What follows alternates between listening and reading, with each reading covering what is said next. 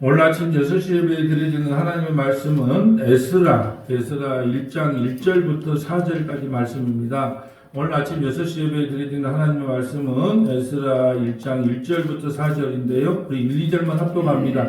바사왕 고레스 원년에 여호와께서 에레미야의 입을 통하여 하신 말씀을 이루게 하려 하시고 바사왕 고레스의 마음을 감동시키며 그가 온 나라에 공포하고 조소를 내려 이르되 바사왕 고레스는 말하노니 하늘의 하나님 여호와께서 세상 모든 나라를 내게 주셨고 나에게 명령하사 유다 예루살렘의 성전을 건축하라 하셨나니 아멘. 오늘은 에스라 1장 1절부터 4절 말씀으로 제2의 출애굽이라는 제목으로 말씀을 전합니다. 제2의 출애굽, 주제구조는 1절이죠. 바사왕 고레스 원년에 여호와께서 에레미야의 입을 통하여 하신 말씀을 이루게 하시려고 바사왕 고레스의 마음을 감동시키며 그가 온 나라에 공포하고 조소를 내어 이르되. 자, 오늘은 기도회는 없습니다. 말씀만 보겠습니다. 오늘 전남 동부 극동방송에서 말씀의 처방전을 진행하는데요. 목사님께 무조건 순종해야 되는가? 라는 질문에 대한 답변입니다. 무조건 순종해야 되겠죠? 무조건 순종하면 안 된다라는 내용에 대하여 잘 구별하여 순종해야 된다. 아니면 그 잘못된 복음을 전하면 그 교회를 과감히 떠나야 된다. 그것이 살 길이다. 교회를 지킨다는 것은 그 재산을 지키는 것이고 교인 명분을 지키는 것이고 그것이 교회 지키는 명분이 되어서는 안 된다는 거예요. 잘못된 복음, 다른 예수, 다른 복음, 다른 영을 전하면 과감히 떠나야 된다. 순종할 필요가 없다라는 그 전남 동부 극동방송 말씀의 처방전을 9시부터 10시까지 진행합니다. 많은 협조를 해주시고 문자를 보내주셔서 감사한데요. 좀 끊임없이 응원해 주시고 기도해 주시면 감사하겠습니다. 오늘은 이 에스라를 시작하면서 할 말이 너무 많아. 그러니까 2시간 말을 해도 못해. 그러니까 이제 핵심만을 요약을 할게요. 자, 이제 에스라에 대해서 이제 요약을 한번 해보는데요. 자, 이 역대하 36장 22절부터 23절에 바사와 고레스가 조서를 내려서 너희를 풀어줄 것이다. 그래서 역대하고 에스라, 이 사이에는 실제적으로 보면은 바벨론 포로에서 돌아와서 역대하를 기록했지만, 이 시간상으로 보면, 실제로 기록은 돌아와서 했어요. 그렇지만 70년이 지난 상태라고 보시면 돼요. 왜냐하면 바벨론 포로에서 사로잡혀가서 2개를 기록했어요. 누구냐? 에스겔서와 다니엘서. 두가. 그래서 에스겔서는 뭘 상징하고 있느냐? 에스겔서는 한번 살펴보려고 하는 것이 뭐냐? 에스겔서는 가장 중요한 건 뭐냐? 성전이 너희들이 왜요? 바벨론의 그 포로로 끌려왔는 줄 아니? 성전이 타락했기 때문이다. 성전 제사가 타락이기 때문이다. 그런 나는 그 성전 제사를 다시 회복시켜 줄 것이다가 에스겔을 통하여 말씀이에요. 그래서 옆에다가 이따 찾아보기도 하고 에스겔에서 가장 중요한 것은 37장 1절부터 14절이에요. 이거 바벨론 포로의 시절이에요. 에스겔 37장 1절부터 14절. 조금 이따가 찾을 거예요. 그 다음에 다니엘서가 있어요. 다니엘. 이 두 가지를, 다니엘서는 뭘 상징하냐? 자, 성도의 신앙이라는 어떻게 해야 되는지, 성도의 신앙은 어떻게 해야 되는지, 제일 중요한 핵심을 하나 골라봤어요. 성도의 신앙이 과연 어떻게 해야 되는지, 다니엘 3장 16절부터 18절. 다니엘 3장 16절부터 18절. 이따가 찾아보기로 하고, 일단 에스겔서는, 에스겔이라는 에스라라고 하는 그 이름의 뜻은 뭐냐? 하나님이 도우신다는 뜻이에요. 에스라의 뜻이 뭐라고요? 하나님이 도우셨다. 그러니까 바벨론 70년 포로에 돌아와서 성전을 재건하고 하나님의 말씀을 가르쳤던 것은 자기의 능력이 아니라 하나님이 도우셨다. 그래서 에스라의 뜻은 하나님이 도우신다. 또 에스라는 어떤 사람이냐? 자, 아론의 16대 손으로 학사 겸 제사장이에요. 학사 겸 제사.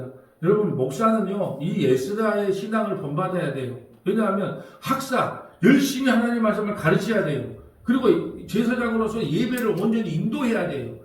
그러니까 목사가 정말 따라가야 될 사람이 있다면 저는 에스라라고 봐요. 에스라는 뭐냐? 학자예요, 학자. 하나님의 말씀을 부지런히 연구하고 가르쳤단 말이죠. 그것뿐 아니라 또 예배를 인도할 때도 사람이 즐거워하는 예배가 아니라 하나님께 영광을 드리는 그 예배 인도자가 누구냐? 에스라했다는 거죠. 그 아론이 16대 손이에요.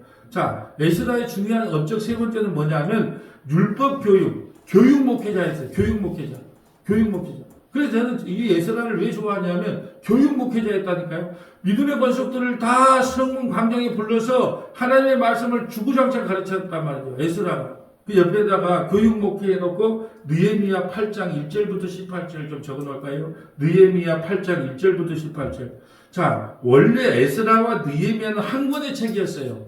에스라와 느헤미야는 한 권의 책이었어요. 포로에서 돌아와서 이 포로에서 돌아올 때 한꺼번에 돌아온 게 아니고 1, 2, 3차에 나눠서 돌아옵니다. 1, 2, 3차에. 근데 3차 마지막에 돌아왔던 사람이 누구냐면 느헤미야예요. 느헤미야가 했던 가장 중요한 일이 뭐예요? 성전이 아니고 성벽을 52일 만에 이 성전 둘레의 그 성벽을 성전의 울타리 왜냐면 적군이 쳐들어오면 안 되잖아요. 이방인들이 함부로 들어오면 안 되잖아요. 그걸 52일 만에 완성시켰어요. 얼마나 방해꾼들이 많았는지 몰라요. 물자도 부족해, 방해꾼도 많아, 성도들은 낙심했어. 그때 느헤미야가 지도자가 되었는데 52일 만에. 그래서 에스라와 느헤미야가 한 몸이 되어서 이 종교를 개혁시키는 거예요. 신앙을 개혁시키는 거예요. 그래서 저는 이걸 읽을 때마다 뭐냐면 에스라가 목사라면 느헤미야 같은 장로가 일어나서 얼마나 둘이 손을 잡으면 좋겠어요. 에스라는 목사는 열심히 하나님의 말씀을 가르치고 장로는요 악한 무리가 들어오지 못하도록 벽을 싸서 다른 데서 다른 복이 우리 교회에 전해지지 못하도록 그리고 이 사단 이디가 들어오지 못하도록 그 에베소서 20장에 나오는 사도 바울이 부탁했던 그 에베소의 장로에게 부탁했던 것처럼 그래서 에스라와 느헤미야와 같은 목사와 장로가 있었으면 얼마나 좋을까 저는 그런 걸 꿈꿔봤단 말이죠. 자 그리고 에스라는 총 10장까지 되었는데 1장부터 6장까지는 성전의 재건에 대한 내용이에요. 성전을 재건시키는 내용이 1장부터 6장까지고요. 7장부터 10장까지는 성전을 재건했기 때문에 이제 성도들의 회개가 일어나야죠. 외형만 있으면 뭐합니까? 그래서 7장부터 10장까지는 회개. 나 이거 다 빼고 시작하려고 그랬는데 어떤 분이 그정 넘어가지 마라 그래서 지금 자세히 설명한 거예요. 자, 성전을 건축하면 뭐합니까? 그 안에서 회개의 역사가 일어나지 않으면 아무 의미가 없는데요. 먼저 우리가 느헤미야 8장 1절부터 8절 한번 에스라의 업적을 한번 보고 갈까요? 자, 느헤미야 에스라 다음에 느헤미야잖아요. 8장 1절부터 교육 목회가 얼마나 철저하게 교육을 시켰는지 바벨론 포로로 들어왔어요. 누구의 영향을 받았을까요? 요시야 왕의 영향을 받은 거예요. 율법책을 발견하고 열심히 하나님의 말씀을 가르쳤던 것을 누가 이어받냐? 이 에스라가 이어받은 거예요. 자, 8장 1절부터 쭉 한번 읽어주세요. 이스라엘 자손이 자기들의 성읍에 거주하였더니 일곱째 때를 이르러 모든 백성이 일제히 수문학 광장에 모여 학사 에스라에게 여호와께서 이스라엘에게 명령하신 모세 율법책을 가져오기를 청하매 일곱째 달 초하루에 제사장 에스라가 율법책을 가지고 회중아 곧 남자나 여자나 알아들을 만한 모든 사람 앞에 이르러 수문학 광장에서 새벽부터 정오까지 남자나 여자나 알아들을 만한 모든 사람 앞에서 읽음에 뭇백성이 그 율법책에 귀를 기울였는데 그때 학사 에스라가 특별히 지은 나무 강단에 서고 그의 곁 오른쪽에 선 자는 matti다와 스마와 아나냐와 우리야와 힐기야와 마아세야와요 그의 오른쪽에 선 자는 부다와와 미사엘과 말기야와 하슴과 하스바다나와 스가라와 무술람이라. 에스라가 모든 백성 앞에 서서 그들 목전에 책을 펴니 책을 펼 때에 모든 백성이 일어서니라. 에스라가 위대하신 하나님 여호와를 송축하매 모든 백성이 손을 들고 아멘 아멘 하고 응답하고 몸을 굽혀 얼굴을 땅에 대고 여호와께 경배하니라. 예수아와 바니와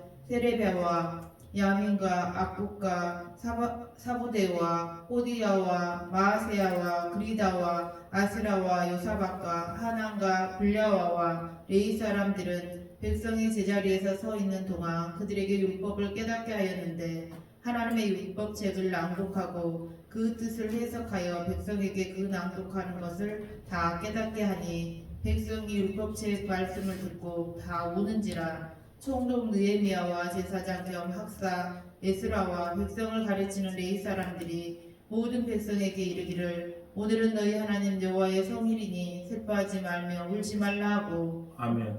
자, 여기까지 오면 총독 느헤미야와 학사 겸 제사장이 말씀을 가르치 다 울어요. 저는 눈물이 납니다. 하나님의 말씀을 가르칠 때 우리가 이렇게 교회로 부름받은 하나님의 사랑을 받은 교회구나. 이 말씀을 통해서요 회개의 역사가 일어나는 거예요. 이 역할을 누가 했냐? 에스라가 했어요. 그거 총독이. 그러니까 제가 에스라 같은 목사, 느헤미야 같은 장로, 그래서 교회가 바르게 세워지면 얼마나 좋을까?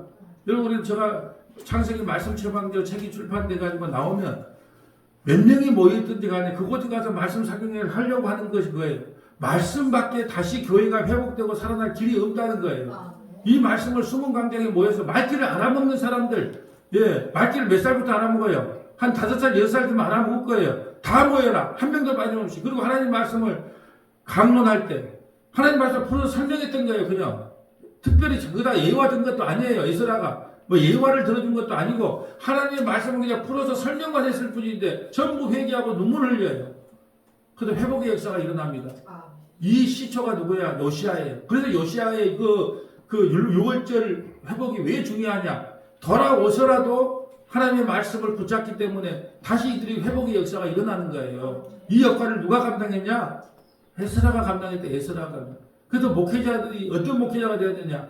학사 겸 제사장인 그 에스라의 하나님 말씀을 주구장창 연구해야 돼요. 그 샛별이 떠오르기까지. 예수 그리스도가 창세기부터 요한계시록까지 예수가 증거되기까지. 그 예수가 증거 안 되면요, 예수가 떠오를 때까지 그 샛별을 떠오를 때까지 말씀을 묵상해서 전해야 되는 거예요. 그게 목사의 온전한 사명이에요. 무슨 예화가 필요합니까? 무슨 재미난 이야기가 필요해요. 에스라의 말처럼 그 성경 말씀을 풀어서 설명하잖아요. 아침에 우리가 모여서 뭐 합니까? 예화 이야기를 합니까? 재미난 이야기를 합니까? 아니잖아요. 50분씩 뭐예요? 하나님 말씀을 읽고 풀어주고 하는 거잖아요. 이 에스라의 그 사명을 통하여 이스라엘 백성들이 회복되는 놀라운 역사를 경험하게 됩니다. 근데 왜 제목을 제가 제2의 출애굽이라고 했을까요? 첫 번째 출애굽은 어디서 일어나요? 출애굽기 12장에서 일어나요. 6월절 어린 양을 통하여 이제 10가지 재앙을 마무리하고 출애굽을 합니다. 이게 제1의 출애굽이에요. 10가지 재앙을 통하여. 자, 그러면 제2의 출애굽은 바벨론에서부터 출애굽하는 거거든요. 출바벨론 하는 거거든요. 바벨론에서부터 출바벨론 하는 거예요. 출바벨론 할 때는 뭘로 일어나요? 어떤 사건으로? 고레스에게 감동을 줘서. 고레스에게 감동을 줘서. 이게 틀린 거예요. 1차 출애굽은 10가지 재앙으로 인해서 출애굽을 했다면 2차 재앙, 2차 출바벨론은 하나님이 고레스 왕에게 감동을 줘서. 여러분, 이 고레스 왕이 태어날 것까지 이름까지 정해줬어요. 그리고 이런 일을 할 걸 미리 예언해 놨다니까요. 옆에다가 이사야 44장 28절 하나만 적을까요? 45장은 내일 보고요. 너무 바쁘니까. 이사야 44장 28절. 자, 이사야 44장 28절. 잠깐 좀 보고 갈까요? 이사야 24장 8절. 자, 태어나기도 전에, 엊그전에 요시아가 태어나기도 전에 이름까지 주고 무슨 일 할 줄 알았잖아요. 하나님은요, 하나님의 역사가 이 땅을 이루어간다니까요. 이사야 44장 28절. 태어나기도 전에 먼저 이름을 주고 무슨 일을 할 것까지 다 적어놔요. 자, 28장 44절. 아니, 44장, 죄송합니다. 44장 28절입니다. 고레스에 대하여 이르기를 내 목자라 그가 나의 모든 기쁨을 성취하리라 하며 예루살렘에 대하여는 이르기를 중건하리라 하며 성전에 대하여는 내 기초가 놓여지리라 하는지라. 아멘. 이사야 선지자를 통하여 고레스 왕이 태어나서 어떤 일, 고레스 왕은 이방 메데 바다 페르시아의 왕이에요. 근데 그 왕이 나의 목자가 되어서 나의 일을 할 거라는 거예요. 그래서 제가 그저께 설명했잖아요. 느고가, 애굽의 왕 느고가 아수르와 연합해서 바벨론을 치러 가려고 할 때 요시아가 나와서 그걸 막지 말았어야 된다는 거예요. 왜요? 바벨론을 치는 하나님의 뜻인데 그걸 모르고 요시아가 막았단 말이에요. 이방인 왕을 통해서도 하나님이 일을 한다니까요. 그리고 이사야 45장에 내일 볼 거예요. 너무 기니까. 이사야 45장에 고레스 왕이 해야 될 일이 그 미리 사명까지 주어진다니까요. 여러분 인류 역사는 누가 이루어가냐? 우리가 열심히 노력해서 이루어간다고 생각하는데 그게 아니라는 거예요. 하나님이 역사를 만들어 놓고 내가 조금 이따 다니엘서 2장을 통해서 이 우주 만물을 나라가 어떤 나라가 멸망하고 어떤 나라가 다시 세워지고 이것까지 하나님께서 미리 예언한 대로 나라가 이루어지는 것을 찾아서 설명을 할 거예요. 다니엘서를 주로 오늘 이 고레스 왕을 하나님께서 미리 태어나기도 전에 이름을 고레스라고 할 뿐 아니라 이 고레스 왕이 그 바벨론에서 출바벨론하여 성전을 재건시키는 일을 도와줄 것이라는 것을 미리 하나님께서 예언해 놓았다는 거죠. 자, 그렇다면 에스라서를 먼저 보기 전에 바벨론을 저 포로로 끌려가서 70년 포로 끌려가서 두 권의 책을 기록한다고 그러잖아요. 뭐가요? 에스겔서와 다니엘서. 자, 그럼 에스겔서에서 가장 중요한 게 뭐냐? 우리는 이미 죽은 시체와 같다. 근데 하나님께서 다시 죽은 시체와 같은 이스라엘 백성들을 살려줄 걸로 예언을 해놓는 거예요. 그게 바로 에스겔 37장이에요. 자, 에스겔 37장. 자, 에스겔 37장. 자, 1절부터 쭉 한번 읽어주세요. 중요한 내용이니까 빠른 속도로 한번 읽어주세요. 여호와께서 권능으로 내게 임재하시고 그의 영으로 나를 데리고 가서 골짜기 가운데 두셨는데 거기 뼈가 가득하더라. 나를 그 뼈 사망으로 지나가게 하심으로 오른즉 그 골짜기 지면에 뼈가 심이 많고 아주 말랐더라. 그가 내게 이르시되 인자야 이 뼈들이 능히 설 수 있겠느냐 하시기로 내가 대답하되 주 여호와여 주께서 아시나이다. 또 내게 이르시되 너는 이 모든 뼈에게 대언하여 이르기를 너희 마른 뼈들아 여호와의 말씀을 들을지어다. 주 여호와께서 이 뼈들에게 이같이 말씀하시기를 내가 생기를 너희에게 들어가게 하리니 너희가 살아나리라. 너희 위에 힘줄을 두고 살을 입히고 가죽으로 덮고 너희 속에 생기를 넣으리니 너희가 살아나리라. 또 내가 여호와인 줄을 너희가 알리라 하셨다 하라. 이에 내가 명령을 따라 대언하니 대언할 때 소리가 나고 움직이며 이 뼈 저 뼈가 들어맞아 뼈들이 서로 연결되더라. 내가 또 보니 그 뼈에 힘줄이 생기고 살이 오르며 그 위에 가죽이 덮이나 그 속에 생기는 없더라. 또 내게 이르시되 인자야 너는 생기를 향하여 대언하라. 생기에게 대언하여 이르기를 주 여호와께서 이같이 말씀하시기를 생기야 사방에서부터 와서 이 죽음을 당한 자에게 붙어서 살아나게 하라 하셨다 하라. 이에 내가 그 명령대로 대언하였더니 생기가 그들에게 들어가매 그들이 곧 살아나서 일어나서 서 있는데 극히 큰 군대더라.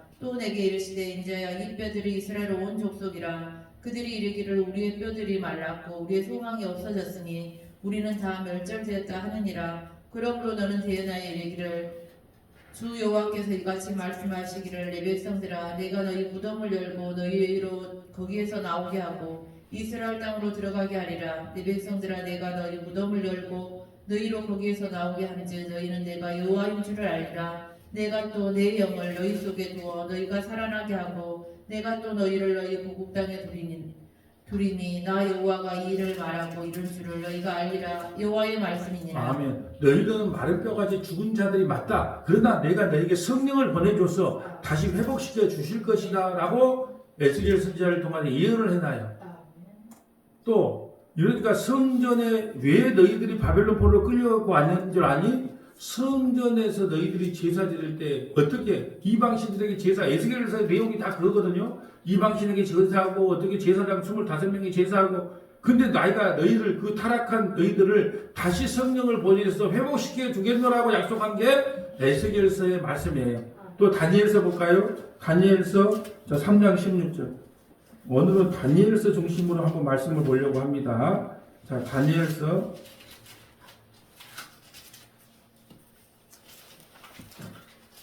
자, 다니엘서 3장 16절. 자, 신앙의 계복. 자, 사드락과 메삭과 아벤누고가 왕에게 대답하여 이르되 느부갓네살이여 우리가 이 일에 대하여 왕에게 대답할 필요가 없나이다. 왕이여 우리가 섬기는 하나님이 계시다면 우리를 맹렬히 타는 풀무불 가운데서 능히 건져내시겠고 왕의 손에서도 건져내시리다. 그렇게 하니 그렇게 하지 아니하실지라도 왕이여 우리가 왕의 신지를 섬기지도 아니하고 왕이 세우신 금신상에게 절하지도 아니할 줄을 아옵소서. 아멘. 여러분 다니엘의 세 친구가 있는데 너희가 만약에 이 신상에 절을 하지 않으면 풀물에 집어 던지겠다. 근데 풀물에 던진다 할지라도 나는 결코 그 신상에 절하지 않겠다. 다 죽는다고 해도 신앙의 회복이에요. 신앙의 회복. 그게 다니엘서와 에스겔서에서 중요한 핵심을 하나씩 골라낸다면 에스겔서는 성전의 회복이라면 다니엘서는 신앙의 회복이란 말이에요. 내가 죽을지 풀무불에서 죽는다 할지라도 근데 죽지 않잖아요. 하나님이 와서 예수님이 와서 그것을 구해주잖아요. 똑같이 하는 거 돌아 구해주잖아요. 신앙의 회복을 이야기하는 거예요. 자, 그래서 제1의 출애굽은 다시 이제 설명합니다. 제1의 출애굽은 어디서? 출애굽 12장에서 일어나요. 하나 둘 출발하자 10가지 재앙을 통하여. 두 번째 출애굽 출바벨론은 어디서 일어나요? 고레스 왕에게 마음의 감동을 줬어. 마음의 감동을 시켜서 누가? 하나님이 마음을 감동시켜서 출바벨론을 하는 거예요. 그렇다면 세 번째 출바벨론은 어디서 일어날까요?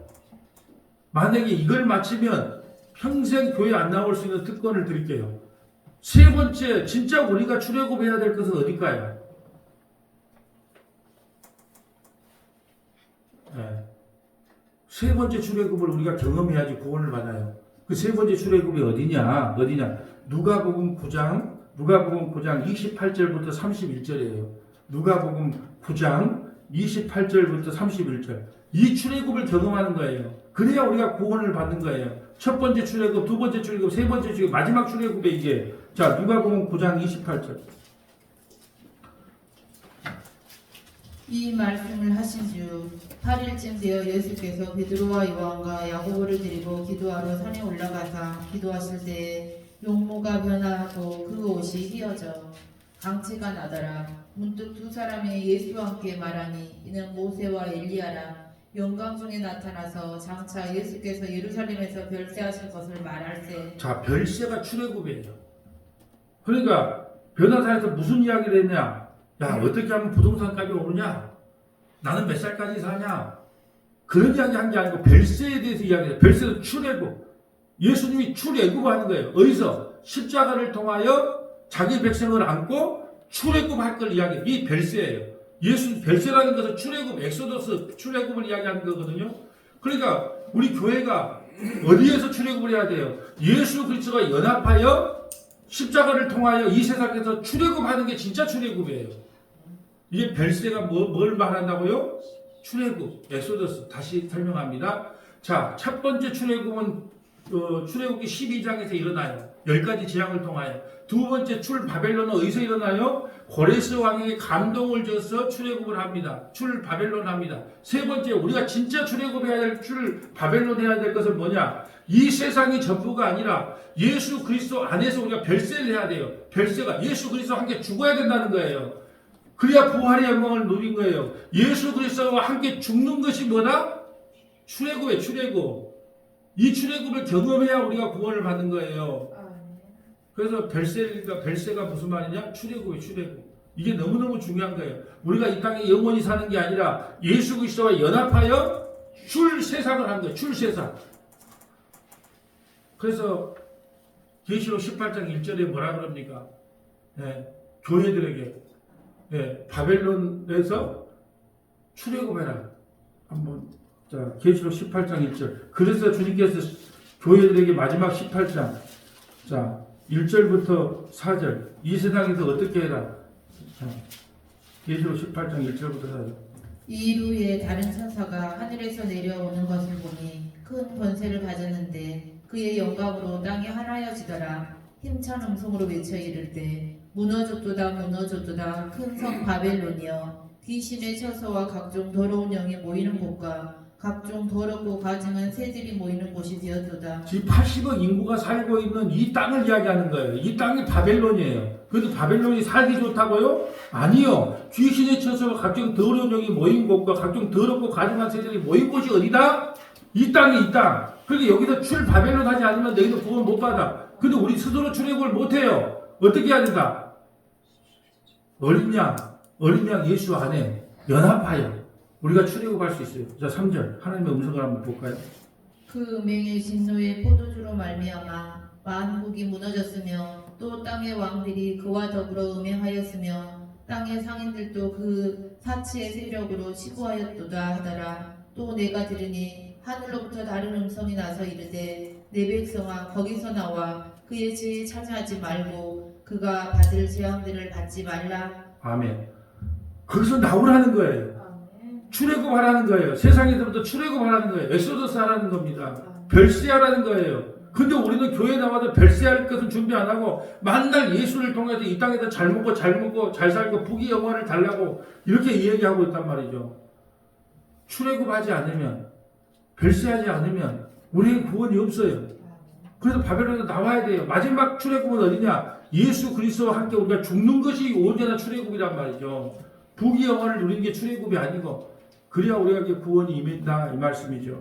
오늘 에스더서 다시 와볼까요? 자, 이제 이 내용을 알고 1절부터 4절까지만 빨리 한번 읽어주세요. 바하사 왕 고레스 원년에 여호와께서 예레미야의 입을 통하여 하신 말씀을 이루게 하시려고 바하사 왕 고레스의 마음을 감동시키시매 그가 온 나라에 공포도 하고 조소도 내려 이르되 바하사 왕 고레스는 말하노니 하늘의 하나님 여호와께서 세상 모든 나라를 내게 주셨고 나에게 명령하사 유다 예루살렘을 성전을 건축하라 하셨나니 이스라엘 하나님 참 신이시라. 너희 중에 그의 백성된 자는 다 유다 예루살렘으로 올라가서 이스라엘의 하나님 여호와의 성전을 건축하라. 그는 예루살렘에 계신 하나님이시라. 자, 잠깐만. 자, 여러분 바벨론에서 70년 동안 하면서 이스라엘 백성들이 뿌리를 내리고 살았겠죠? 근데 잘 사는 사람이 있었을까요? 없었을까요? 있죠. 땅도 사고 집도 사고 70년 동안 잘 사는 사람도 있었어요. 이제 뿌리를 내리고 우리가 일본에 끌려갔다 할지라도 일본에서 또 도자기 공들이나 이런 사람들도 대우받고 잘 살잖아요. 그러면 여러분 어떤 사람이 돌아왔을까요? 바벨론에서 뿌리 내리고 땅도 많이 사고 농사도 많이 짓고 예, 좋은 관직에 올라가고 그런 사람들은요 잘 돌아오지 않으려고 했어요. 왜? 이 바벨론이 좋거든. 근데 어떤 사람이 돌아왔을까요? 성전을 사모하며 하나님을 그리고 갈망했던 사람만 돌아와요. 1차, 2차, 3차에 거쳐 다 돌아온 게 아니에요. 나는 세상이 좋아요. 난 바벨론이 좋아요. 근데 느헤미야 같은 사람들, 예, 또 스룹바벨 같은 사람들, 거기서 인정받고 살았던 사람들이에요. 그런데도 그 사람들은 과감하게 관직을 버리고 그 황폐화된 이스라엘 땅으로 돌아와서 성전을 재건하는 거예요. 이게 두 분류가 나눠집니다. 나는 바벨론이 좋다고 뿌리 내리고 영원토록 살려고 하는 사람이 있었는가 하면 고레스 왕의 칙령을 따라서 나는 그 황폐화된 여러분 70년 동안 땅이 어떻게 됐을까요? 여러분 왜 시골에 사면 농사 짓는 우리 어머니가 돌아가신 어머니가 농사 좀 그만 지세요 힘든데 그런데 왜 농사를 끝까지 죽을 때까지 지은 줄 아세요? 누가 한 1년만 안 지면 밭이 다 이렇게 잡초가 자라면 세상 사람들이 부끄럽다는 거예요. 동네 사람이 부끄럽다는 거예요. 게을러서 뒤 농사도 안 짓나 보다 하고 부끄러워 욕을 먹는다는 거예요. 근데 70년 동안 땅이 묵혀져 있으니까 얼마나 황폐했겠어요. 근데 그곳에 누가 들어가고 싶어 계세요? 지금 바벨론은요 세상에서 제일 강국에 살기 좋은 나라예요. 근데 누가 돌아가고 싶어 했어요? 안 돌아가려고 그래요. 그런데 진짜 성전을 사모하며 하나님을 사모했던 사람들이 1, 2, 3차에 돌아서 그 황폐해진 이스라엘 땅으로 돌아와서 스룹바벨 성전을 건축하고 다시 나라를 이렇게 세운다는 거예요. 자, 4절. 그 남아있는 백성이 어느 곳에 머물러 살든지 그곳 사람들이 마땅히 은과 금과 그 밖의 물건과 짐승으로 도와주고 그 외에도 예루살렘에 세울 하나님의 성전을 위하여 예물을 기쁘게 드릴지니라 하였더라. 아멘. 너희들이 만약에 돌아가기 싫다면 여기 뿌리 내리고 살고 싶다면 너에게 뭐하는 금은이 있을 거 아니냐? 그럼 누가 이걸 칙령을 내렸다고요? 고레스 왕이 내렸다니까요. 참 이상하잖아요. 이방 왕이 성전을 건축한 얘가 타. 아, 예수 안 믿는 사람이 예배당 하나 지어준다고 얘가 타는, 이거 이런 일 있을 수 있어요? 아, 예수도 안 믿는 사람이 막 얘가 타, 예배당 하나, 우리 서문학교에 예배당이 없으니까 막 2층에 있으니까 너무 힘들어. 3층에 있으니까 나이 드신 분들 내려갈 때 보면 불안하고 힘들어. 예. 그러니까 뭐예요? 아, 이거 1층에다가 내가 하나 지어줄게. 예수 안 믿는 사람이 그랬다니까요. 그 얘가 타. 그러니까 너희들이 혹시 안 들어가려고 하면 성전을 재건하고 나라를 재건하는 돈이라도 보태줘라. 누가 칙령을 내렸어요? 고레스 왕이요. 자, 오늘 우리가 다니엘서를 통하여 이 우주 만물을 누가 역사하는가를 한번 살펴보려고 합니다. 쭉 한번 메모해 볼까요? 자, 다니엘서 2장 31절부터 45절. 다니엘서 2장 31절부터 45절. 자, 다니엘서 3장 자, 19절부터 30절. 다니엘서 3장 19절부터 30절. 다니엘서 4장 34절부터 37절. 다니엘서 4장 34절부터 37절. 다니엘서 6장 25절부터 28절. 다니엘서 6장 25절부터 28절. 신명기 7장 6절부터 11절. 신명기 7장 6절부터 11절. 에베소서 2장 14절부터 22절. 에베소서 2장 14절부터 22절. 자, 다니엘서 2장으로 가볼까요? 다니엘서. 이 우주 만물은 누가 다스리고 있나? 다니엘서 2장.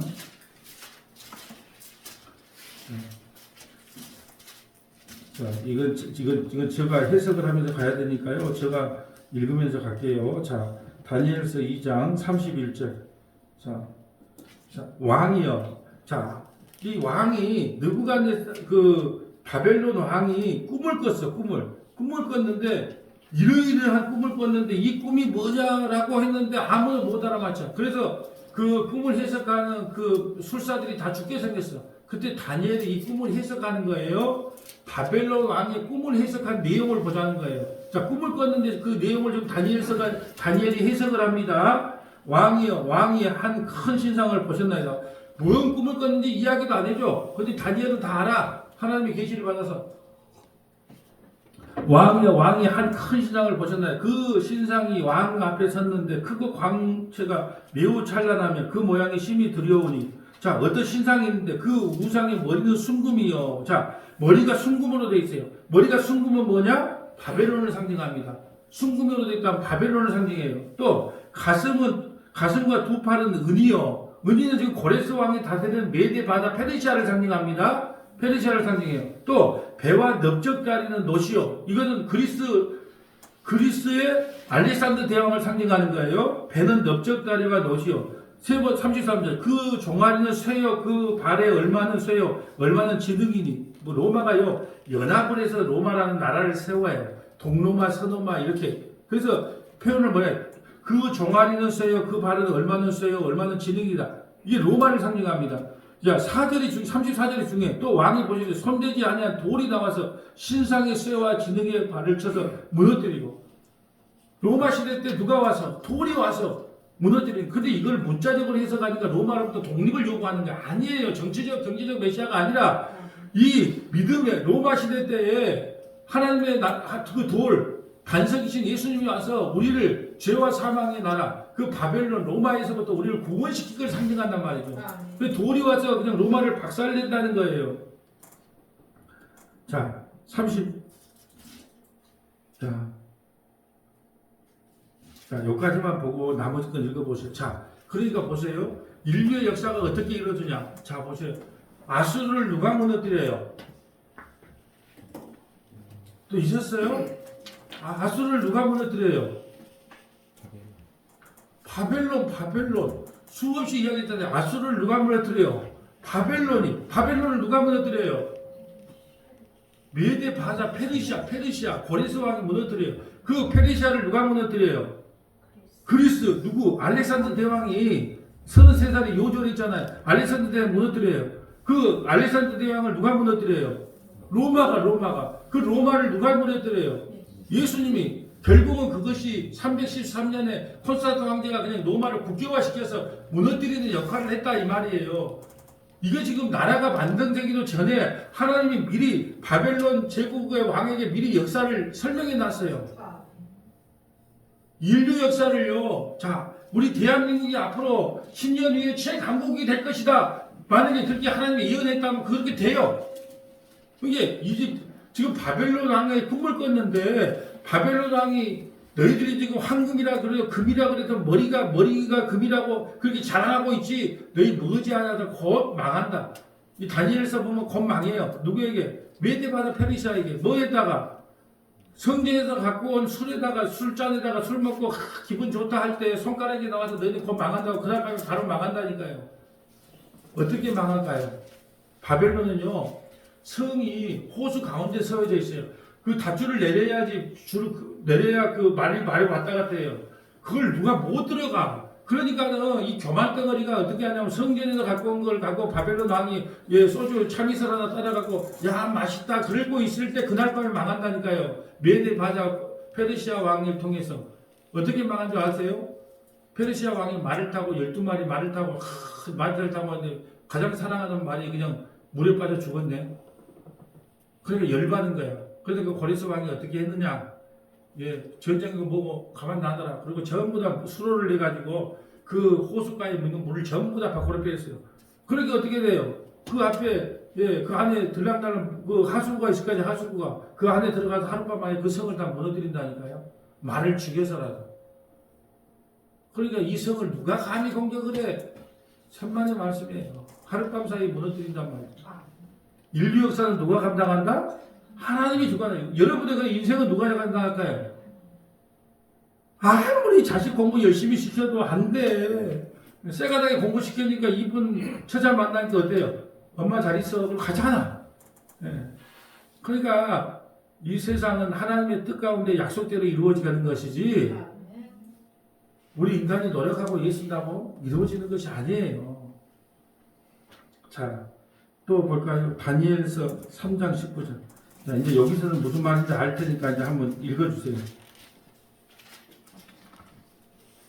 느부갓네살이 분이 가득하여 사드락과 메삭과 아벤느고를 향하여 얼굴빛을 바꾸고 명령하여 이르되 이 풀무불을 뜨겁게 하기를 평소보다 7배나 뜨겁게 하라 하고 군대 중 용사 몇 사람에게 명령하여 사드락과 메삭과 아벤느고를 결박하여 극렬히 타는 풀무불 가운데로 던지라 하니라. 그러자 그 사람들을 겉옷과 속옷과 모자와 다른 옷을 입힌 채 결박하여 맹렬히 타는 풀무불 가운데 던졌더라. 왕의 명령이 엄하고 풀무불이 심히 뜨거우므로 불꽃이 사드락과 메삭과 아벤느고를 붙든 사람을 다 태워 죽였고 이 세 사람 사드락과 메삭과 아벤느고는 결박된 채 맹렬히 타는 풀무불 가운데 떨어졌더라. 아멘. 여러분 그 결박한 사람들은 밀로 들어간 사람은 타서 죽고 이 세 사람이 던져졌는데 어떤 일이 일어나는가 한번 볼까요? 자, 24절.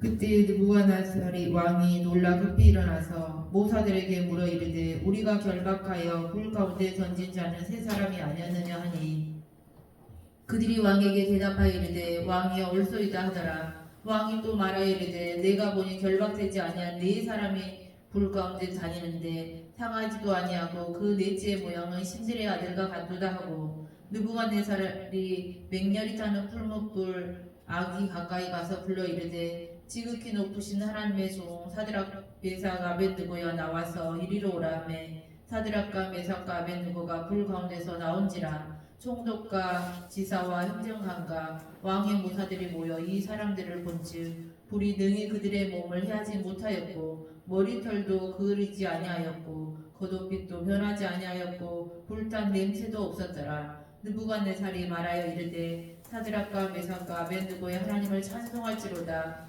그가 그의 천사를 보내사 자기를 의뢰하고 그들의 몸을 바쳐 왕의 명령을 거역하고 그 하나님 밖에는 다른 신을 섬기지 아니하며 그에게 절하지 아니한 종들을 구원하셨도다. 그러므로 내가 이제 조서를 내리노니 각 백성과 각 나라와 각 언어를 말하는 자가 모두 사드락과 메삭과 아벤느고의 하나님께 경솔히 말하거든 그 몸을 쪼개고 그 집을 걸음토로 삼을지니 이는 이같이 사람을 구원할 다른 신이 없으니라 하더라. 왕이 드디어 사드락과 메삭과 아벤느고를 바벨론 지방에서 더욱 높이니라. 아멘. 풀무불 가운데 가서도 예수님이 오셔서 구해줬다 그 말이에요.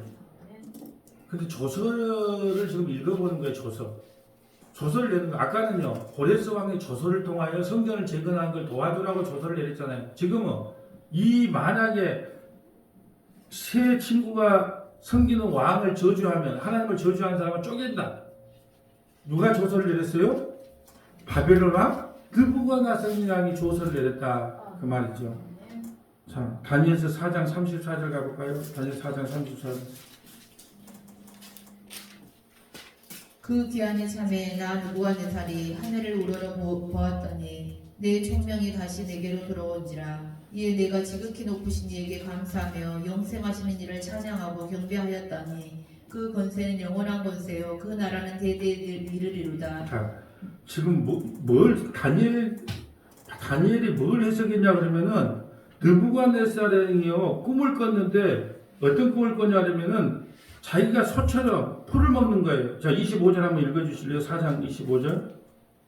왕이 사람에게서 쫓겨나서 들짐승과 함께 살며 소처럼 풀을 먹으며 하늘 이슬에 젖을 것이요 이와 같이 7대를 지날 것이라. 그때 지극히 높으신 이가 사람의 나라를 다스리며 자기의 뜻대로 그것을 누구에게든지 주시는 줄을 아시리이다. 아멘. 느부갓네살이 또 교만해서 누가 감히 하면서 자기의 교만이 하늘에 올라가자 하나님께서 느부갓네살 왕을 저주해서 소처럼 풀을 먹어요. 근데 그 때가 지나자 하나님께서 이제 풀어줘요. 32절 볼까요?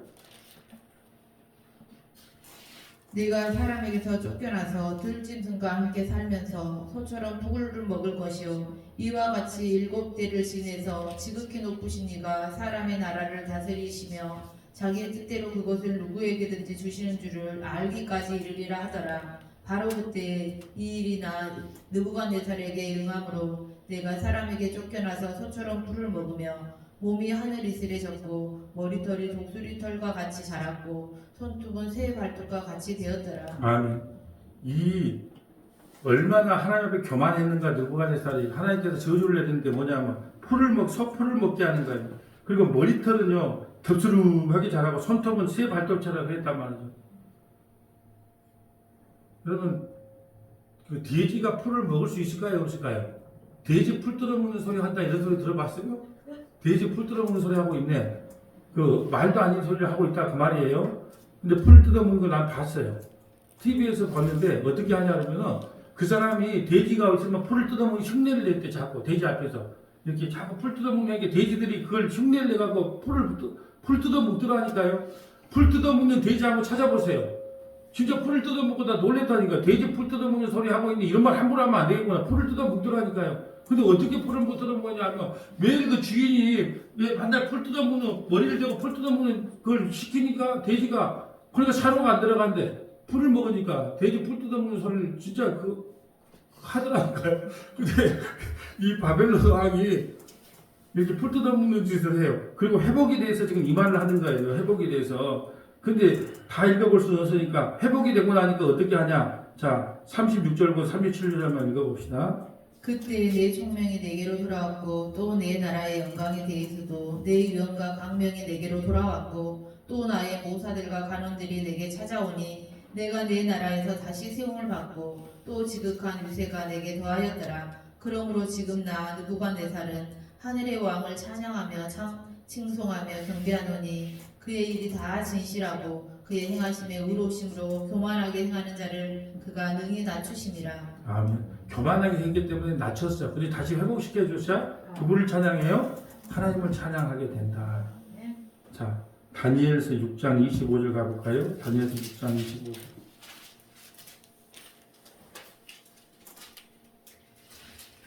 다니엘서를 다 보게 됩니다, 지금. 이에 다리오 네. 왕이 온 땅에 있는 모든 백성과 나라들과 언어가 다른 모든 사람들에게 조서를 내려 이르되 원하건대 너희에게 큰 평강이 있을지어다. 자, 지금 이거 무슨 말이냐면 다리오 왕 때 고관들이 1절에 보면 6장 1절 다리오 왕 때 자기 뜻대로 고관들이 120명을 세워 전국의 통치자를 그러니까 2절에 보면 또 새 국무총리가 3명이에요. 근데 다니엘이 너무 똑똑해. 너무 똑똑하니까 시기 질투를 내. 그러니까 다리오 왕 외에 다른 사람에게 기도하는 것이 발견하면 사자굴에 넣으라고 조서를 내려요. 근데 다니엘이 예루살렘 성전을 향해서 했던 것처럼 하루에 3번 기도를 해요. 그러니까 이 두 총리가 보고를 하겠죠. 그러니까 다 사자굴에 넣습니다. 사자굴에 넣었을 때 어떤 그림이 연상이 되냐 하면 그 굶주린 사자들을 바라본 게 아니고 다니엘은 하늘을 바라봤어요. 그게 사자들이 감히 다니엘을 잡아먹지를 못해요. 그래서 이제 다니엘에서 그 사자굴에서 이제 구해주는 거예요. 건져내요. 그러자 이제 다리오가 칙령을 내리는 거예요. 어떤 칙령을 내리는가? 아까 이 말이에요. 다시.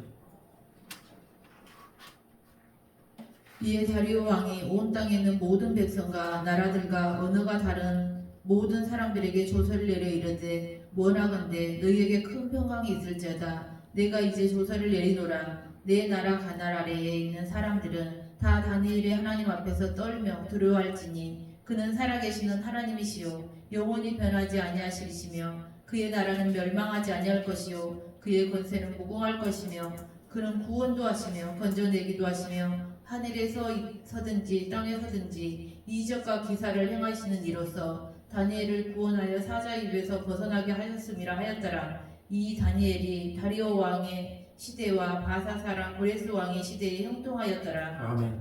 제가 성경에서 흠을 못 찾는 사람이 하나 있다 그랬어요. 왜? 세상은 전적인 부패해야 맞거든요. 그래서 바울도 부패했고 베드로도 예수님을 부인했고, 근데 다니엘은 찾을 수가 없어. 근데 이걸 내가 하나님 앞에 강제로 내가 찾아내려고 했는데 찾아낸 게 뭐냐면 다리오는 새 왕을 섬겼어요.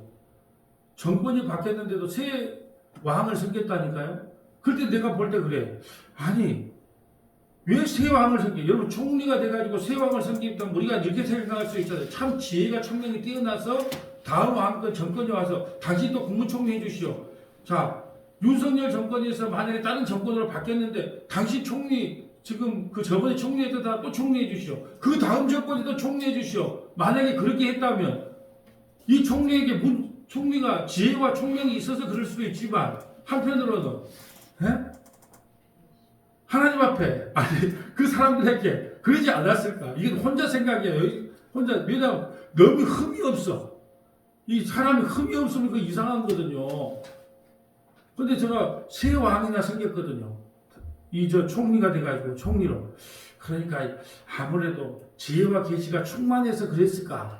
아니면 뭐 다른 뭐가 있었을까? 그런 생각이 들더라는 거예요. 근데 이게 진리가 아니기 때문에 자, 뭐 관심을 갖지 마시고. 근데 내가 성경에서 유일하게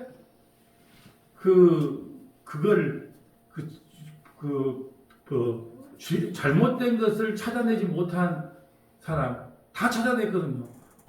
바울도 예수 믿는 사람을 죽이려고 했다. 그런데 나된 것은 오직 하나님의 은혜라는 고백을 받아냈는데 이 다니엘은 도대체 뭐가 흠일까? 그런 와중에 새 왕을 섬기는 게 흠이 아니었을까? 이제 이런 생각을 해봤다는 게 개인적인 생각을 이야기하는 겁니다. 자, 이제 신명기 7장 6절 말씀을 찾아보지 않겠어요? 시간이 많으니까. 이것은 내가 너희를 택한 것은 너희가 무슨 다른 민족보다 뛰어나고 월등하기 때문이 아니고 내가 너희에게 은혜를 줬기 때문이라는 내용이고요. 마지막 에베소서 2장 14절 이게 왜 중요하냐면 그러면 성도들은 지금 어떻게 세워져 가야 되는가? 지금 이 시대 교회 시대를 살아가는 저와 여러분 어떻게 세워져 가야 되는가? 에베소서 2장 14절 자, 쭉 읽고 이제 마치도록 하겠습니다. 그는 우리의 합병이신지라 둘로 하나를 만드사 원소된 것 곧 중간에 막힌 담을 자기 육체로 허시고 법조문으로 된 계명의 율법을 폐하셨으니 이는 이 둘로 자기 안에서 한 세 사람을 지어 합병하게 하시고 또 십자가로 이 둘을 한 몸으로 하나님과 화목하게 하려 하심이라. 원수된 것을 십자가에 소멸하시고 또 오셔서 먼 데 있는 너희에게 평안을 전하시고 가까운 데 있는 자들에게 평안을 전하셨으니 이는 그로 말미암아 우리 둘이 한 성령 안에서 아버지께 나아감을 얻게 하려 하심이라. 그러므로 이제부터 너희는 외인도 아니요 나그네도 아니요 오직 성도들과 동일한 시민이요 하나님의 권속이라. 너희는 사도들과 선지자들의 터 위에 세우심을 입은 자라. 그리스도 예수께서 친히 모퉁이 돌이 되셨느니라. 그 안에서 건물마다 서로 연결하여 주 안에서 성전이 되어가고 너희도 성령 안에서 하나님이 거하실 처소가 되기 위하여 그리스도 예수 안에서 함께 지어져 가느니라. 아멘. 교회 시대에 살아가는 우리는 이방인이나 유대인이나 상관없다는 거예요. 아수르 백성이든 애굽 백성이든 그리스 백성이든 로마 백성이든 미국인이든 북한인이든 중국인이든 뭐 스페인인이든 아무 상관없다. 오직 예수 그리스도 안에서 한 성령을 받고 하나님의 성전으로 지어져 가는 것이 바로 우리라는 거예요. 지금 이 시대는 자 이제 말씀을 정리하려고 합니다. 오늘 에스라서를 그 서론 부분을 봤는데요. 우리 서문화교회가 에스라가 추구했던 그런 신앙관이 회복되기를 원해요. 말씀과 예배가 온전히 회복되어서 하나님 앞에 귀하게 쓰임받는 우리 서문화교회 되기를 주님의 이름으로 소원합니다.